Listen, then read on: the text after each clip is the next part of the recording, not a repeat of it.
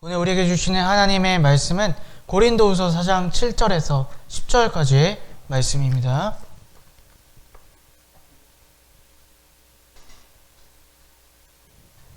우리는 이 보물을 질그릇에 간직하고 있습니다.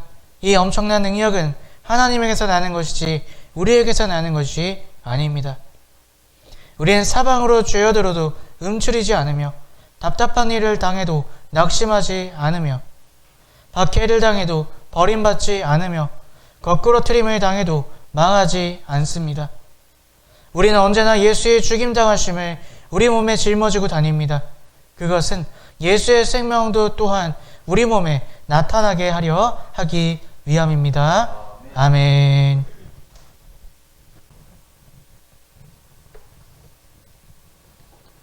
(2022년) 첫 주일, 예수님을 사랑하시고 주인 삼으셔서 이 자리에 함께 예배드리시는 여러분들을 환영하고 축복합니다. 2022년 여러분들의 삶, 분명한 것은요, 하나님의 은혜가 충만하게 예비되어 있는 줄로 믿습니다. 하나님은 우리 인생을 책임지실 겁니다. 인도해 주실 것입니다. 능력으로 함께 해 주실 것입니다.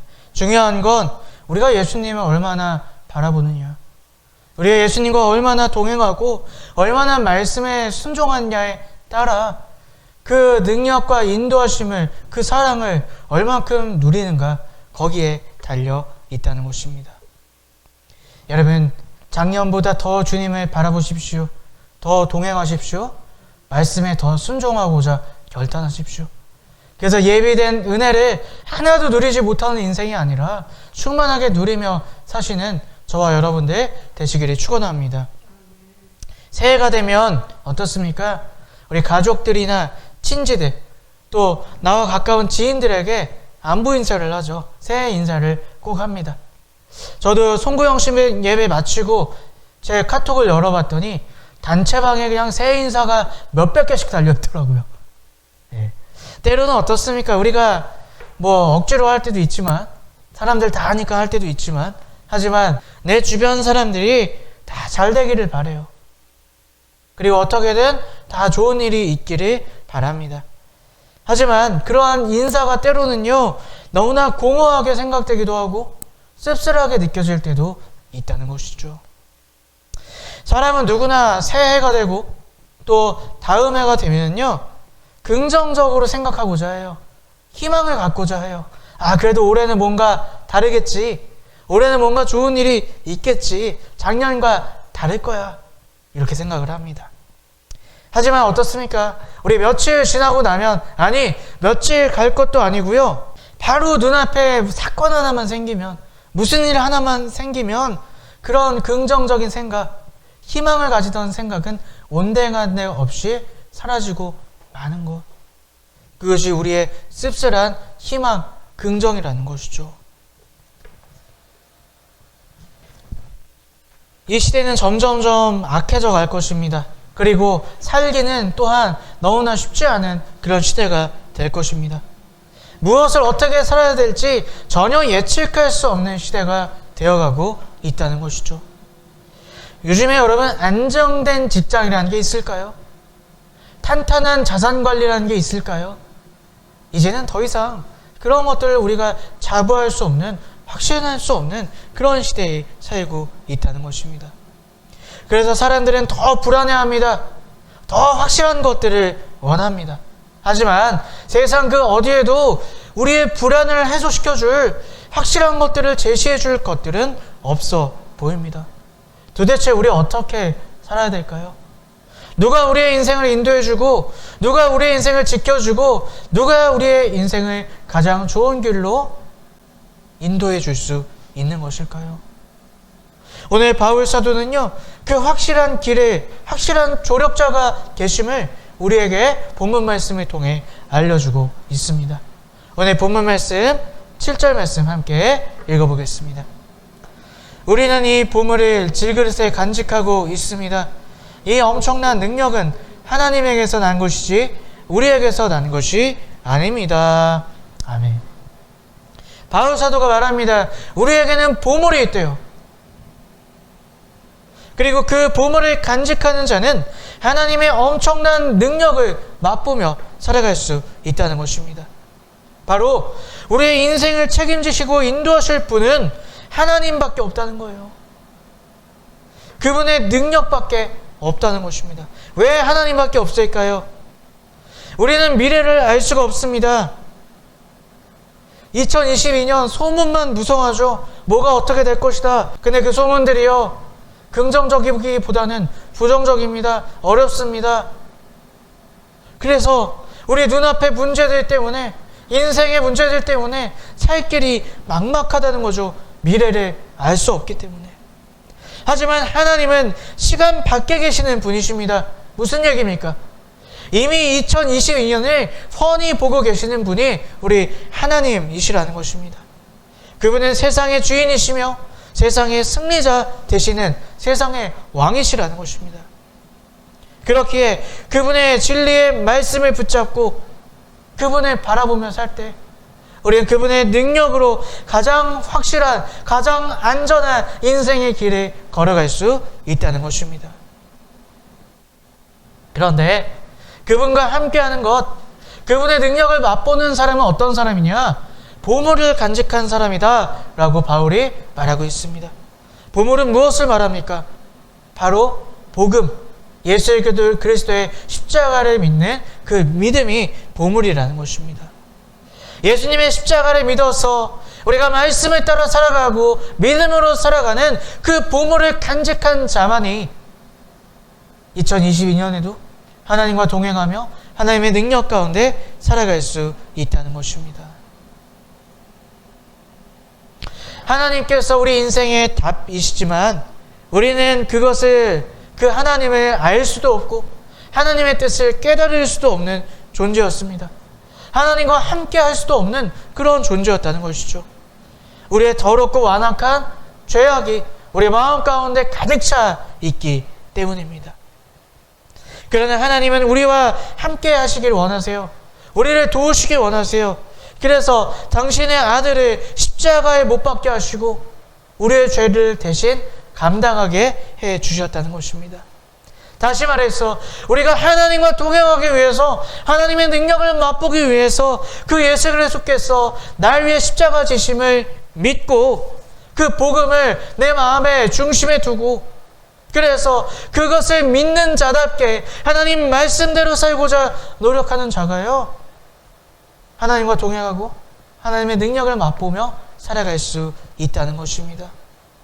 여러분, 근데요, 이 보물 아무나 간직할 수 있나요? 누구나 다 예수 믿을 수 있나요? 여러분, 전도해 보시면 아시죠?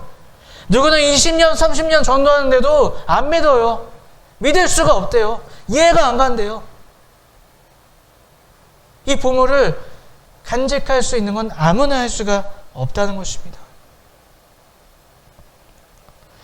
바울 사도는 오늘 본문에서 이 보물은 질그릇에 담겨 있다 이렇게 말하고 있습니다.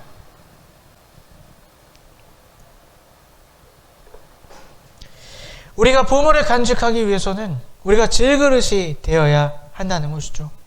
질그릇은 무엇을 말합니까? 흙으로 구워서 만든 그런 그릇을 말해요. 지금이야 뭐 도자기를 구우면 되게 비싸게 팔리고 그러지만요, 이 2000년 전 팔레스타인 지역의 질그릇은 가장 흔한 그런 그릇이었습니다. 값어치도 없고 그냥 하찮고 깨지기 쉽고 나약한 것, 그것이 바로 질그릇이었다는 것이죠. 근데 이 질그릇 안에 보물이 담겨져 있다는 것입니다. 다시 말해서 이 보물은요, 질그릇 안에만 들어갈 수 있다는 거예요. 우리가 질그릇임을 인정하고 질그릇이 되어야 한다는 것입니다. 여러분, 사실 우리가 아무리 뭐 잘나고 많이 배우고 돈이 많고 그렇다 하지만 우리의 인생이 질그릇 같은 인생 아닙니까? 깨어지기 쉽고 우리 마음 상하기 쉽잖아요.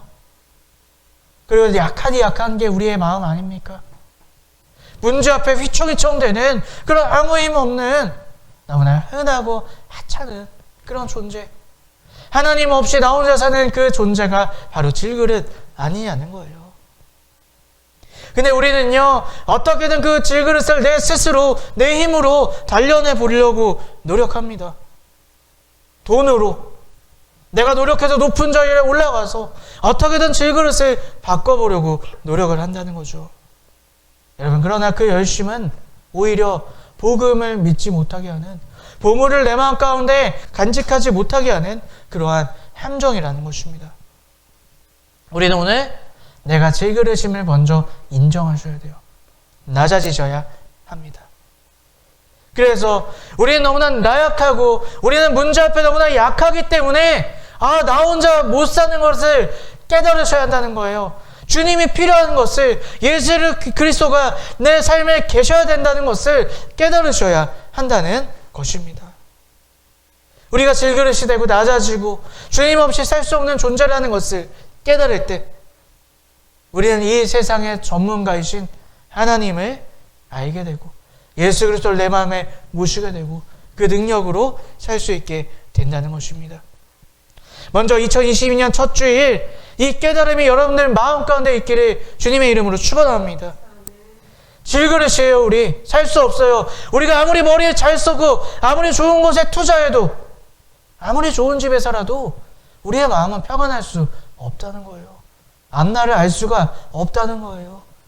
내가 낮아지고 내가 죄인임을 인정하고 그래서 예수 그리스도께서 그러한 약하고 약한 나를 위해 십자가 지심을 믿고 그 복음을 붙잡고 주님 앞에 나아갈 때 우리 인생의 답이 거기에 있다는 것입니다. 그렇다면 우리가 질그릇이 되어 복음을 믿고 하나님 말씀 가운데 살고자 노력하면 인생의 전문가 되시는 하나님과 함께 하는 삶은 어떤 삶이 될까요? 요즘에 히어로물 영화들이 많이 있죠. 어벤져스는 벌써 옛날 영화예요. 원더우먼 이름도 잘 모르는 히어로물들이 많이 나오고 사람들이 좋아합니다. 왜 좋아할까요? 우리가 현실에서 누릴 수 없는 정말 강력하고 힘있고 신기한 일들이 그 영화를 통해서 나오기 때문이죠. 근데 여러분, 내가 질그릇임을 인정하고 예수님을 붙잡고 살면 그런 히어로물 영화처럼 내가 못했던 거 다 잘되고 내가 무적이 되고 그게 하나님 뜻일까요? 우리 오늘 본문 말씀 8절과 9절 말씀 함께 읽어보도록 하겠습니다. 8절 9절 말씀 함께 읽습니다. 우리는 사망으로 죄어들어도 움츠리지 않으며 답답한 일을 당해도 낙심하지 않으며 박해를 당해도 버림받지 않으며 거꾸로 흩어림을 당해도 망하지 않습니다. 아멘. 자, 여러분, 이 말씀을 통해서 무엇이 느껴지십니까? 예수님과 함께하는 것, 하나님의 능력으로 산다는 것은 무적으로 사는 게 아니라는 거예요. 먼저 바울이 여기서 말하는 것은 무엇입니까? 여전히 세상의 어려움과 문제와 환난에 우리는 처할 수밖에 없다는 것입니다. 아니, 오히려 예수님 말씀대로 살려고 보면요, 더 힘든 고난과 환난을 겪게 된다는 말입니다.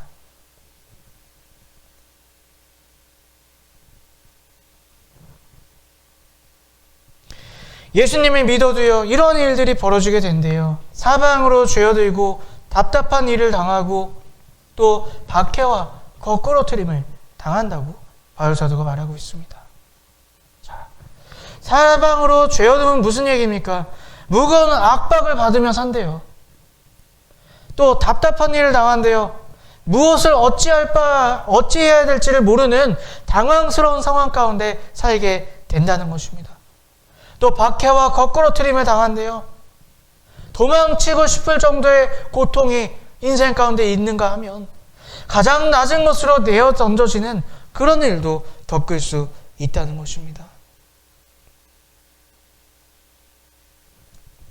사람이 사는 인생 가운데 매번 이러한 마음으로 우리가 살지 않습니까? 우리의 인생 하루하루가 사방으로 나를 우겨 쓰는 것 같고 도대체 왜 사방에서 나를 괴롭히는 거야? 우리 이런 얘기 많이 하잖아요. 답답한 일이 항상 생깁니다. 도대체 답이 없어요. 이 문제 어떻게 하면 좋지? 우리 고민하면서 인생을 살잖아요.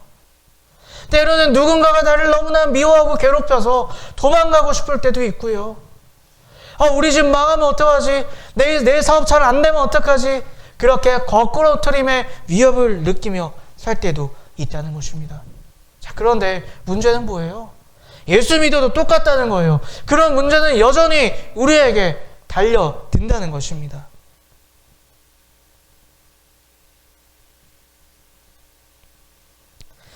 세상 사람들은 어때요? 이러한 문제들, 이러한 압박들, 이러한 답답함을 조금이나마 벗어나기 위해서 돈을 모으죠. 돈을 의지하죠. 상류층이 되려고 어떻게든 애를 씁니다. 또 안전한 직장을 가지려고 하고요. 모르겠다. 인생 뭐 있어. 쾌락을 추구합니다. 여행이나 가지. 맛있는 거나 먹지. 스트레스 풀자. 세상 사람들이 이러한 압박하고 어렵고 환난 가운데 푸는 방법이 이러한 것들이라는 것이죠. 자, 그런데요, 우리는 이런 것들조차 못한다는 거예요. 세상 사람들하고 똑같이 문제가 찾아옵니다. 그런데 하나님은요, 하나님 말씀대로 사는 거는요, 이런 게 아니에요. 돈 열심히 벌어야 되는 게 아니에요. 높은 자리에 올라가는 게 아니라는 거예요. 쾌락을 추구하는 게 절대로 아니라는 말입니다. 하나님은 오히려 우리에게 이렇게 말합니다. 인생이 너무나 힘들어 죽겠는데 낮아지라고 말씀하세요. 거저주라고 말씀하세요.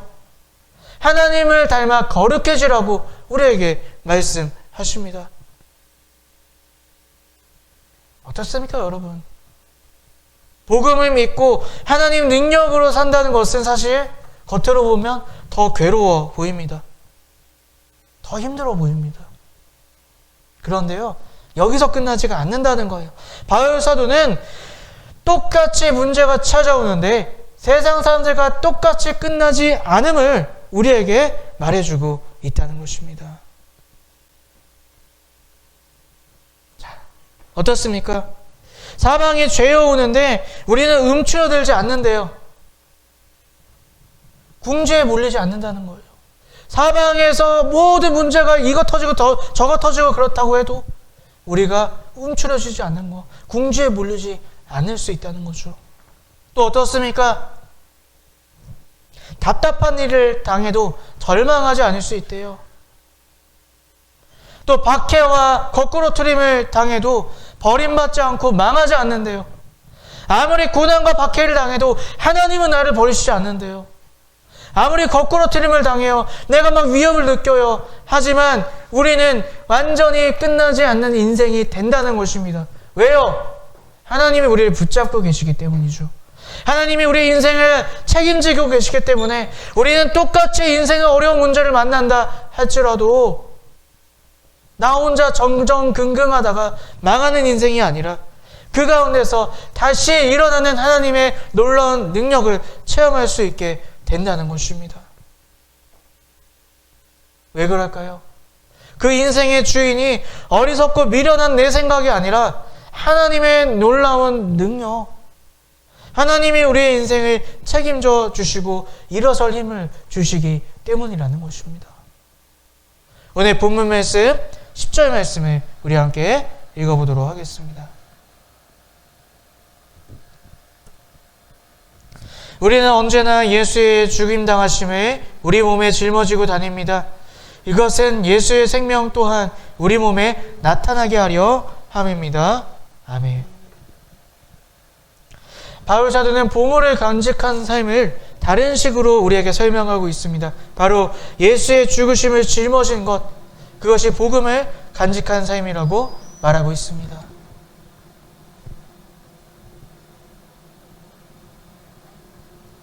죽다라는 이 단어의 원어를 보면요, 헬라어에는 크게 두 가지 단어가 있다 그래요. 타나토스와 네크로시스라는 두 단어를 주로 쓴다 그래요.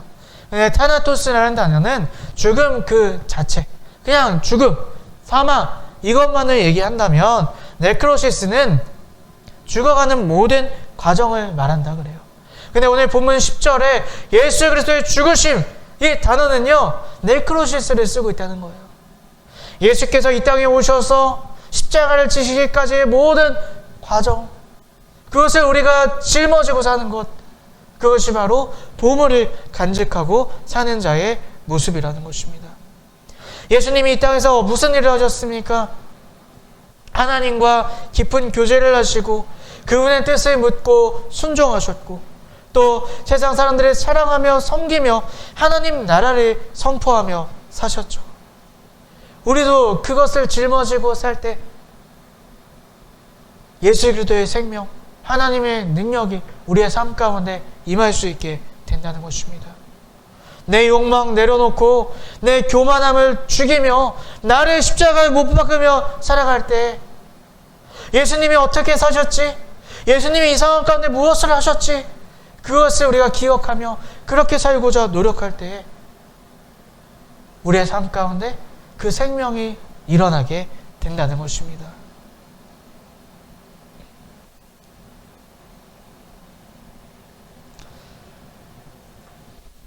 예수를 믿는 것, 신앙생활 한다는 것, 겉보기에는 고단하고 힘들어 보입니다. 아니 그냥 세상 사는 것도 힘들어 죽겠는데 어떻게 말씀대로, 어떻게 예수님을 닮아가고 어떻게 하나님 뜻대로 살고 복음을 전파하고 살아? 보통 사람들은 이렇게 생각한다는 거죠. 그래서 대부분의 기독교인들은 그냥 흉내만 내는 신앙생활을 삽니다. 일주일에 한 번 와서 예배드리고 주중에는 내 마음대로 내 생각대로 살고 필요할 때만 기도하고 그렇게 흉내만 내는 신앙생활을 한다는 거죠. 그래서 인생에 문제가 닥쳤을 때 복음 때문에 내가 손해봐야 될 때 내가 지고 낮아지고 사랑해야 될 때 복음을 선택하지 않는다는 것이죠. 내 생각, 내 기준대로 삽니다. 세상의 상식을 선택하며 삽니다. 그래서 그 결과는 뭘까요? 기독교인이고 권사고 장로고 목사인데 복음의 능력이 뭔지 하나도 알지 못하고 삽니다. 여전히 돈의 힘을 믿고 여전히 내가 갖고 있는 직업의 힘을 믿고 여전히 우리 집의 재산을 믿고 그렇게 산다는 것이죠. 아무런 변화도 없습니다. 성격 하나 고치지 못하고 생각 하나 바꾸지 못하고 가치관 하나 말씀대로 달라지지 않습니다. 그저 그렇게 나 잘됨을 위해 믿는 종교인에 불과하다는 것이죠. 여러분 근데요 이제는 그렇게 흉내내는 신앙으로서는 예수님을 믿을 수가 없는 시대가 오고 있다는 것입니다. 이제는 양극단으로 치닫는 시대가 되는 거예요. 왜냐? 적당히 예수 믿으면서 적당히 세상 일 하면서 살 수가 없기 때문입니다. 정말 버티기 힘든 정말 어려운 시대가 오고 있다는 거예요. 이제는 둘 중에 하나만을 선택하셔야 돼요. 복음 위에 보물을 간직한 예수의 죽으심을 짊어진 사람으로 살 것인가, 아니면 그냥 세상 사람들처럼 다른 것들을 의지하며 살 것인가, 우리가 결정하셔야 한다는 것입니다. 이제는 정말 선택하고 복음을 살아야 될 때인 줄로 믿습니다. 예수님의 죽으심을 짊어지고 나를 죽이고 복음을 믿고 말씀을 따라 살아야 할 때인 줄로 믿습니다. 이제 하나님 능력 없이는요 악으로 치닫는 것밖에 남지 않았어요. 여러분 TV 보시잖아요. 어떻게 이런 끔찍한 일들이 매일매일 벌어집니까? 이제는 악으로 치닫는 시대라는 거예요. 악으로 치닫는 물살이 쏜살같이 우리의 세상을 휘덮고 있다는 것입니다. 악의 쓰나미가 우리의 이 세상 가운데 넘치게 흘러오고 있다는 거예요. 뭘 어떻게 붙잡고 거기에 흘러오지 않겠습니까? 주님의 말씀, 예수 그리스도의 십자가의 죽으심을 짊어지고 사는 방법밖에 없다는 것입니다.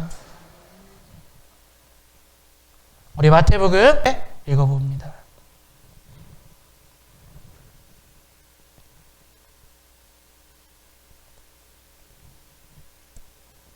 그때 예수께서 제자들에게 말씀하셨다. 누구든지 나를 따라오려거든 자기를 부인하고 제 십자가를 지고 나를 따라오너라. 누구든지 자기 목숨을 구하고자 하는 사람은 잃을 것이요 나 때문에 자기 목숨을 잃는 사람은 찾을 것이다. 아멘. 여러분 예수님께서 분명히 말씀하셨어요. 내가 살기 위해서는 내가 죽어야 된대요. 그리고 뭘 짊어지래요? 예수 그리스도의 십자가. 오늘 바울 사도의 말은 뭐예요? 예수 그리스도의 죽으심, 죽어가신 그 모습을 짊어지며 살아야 한다는 것입니다. 우리 2022년 주제가 바로 이것과 일면에서 상통합니다.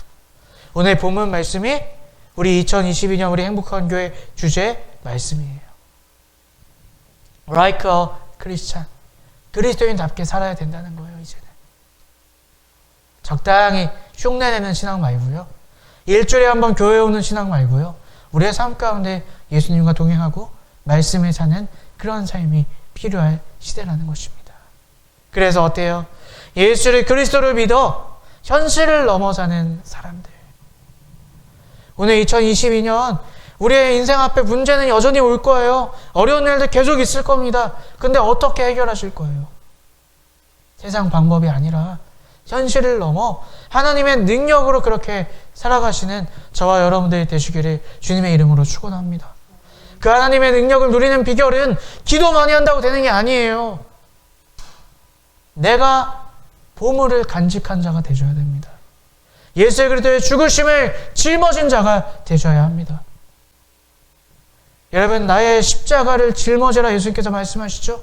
나의 십자가 뭐예요? 내가 이기기 힘든 거, 내가 싸워서 이길 수 없는 죄의 유혹들, 내 성격, 내 기질, 그 십자가를 짊어지고 이제는 예수를 따르셔야 한다는 거예요.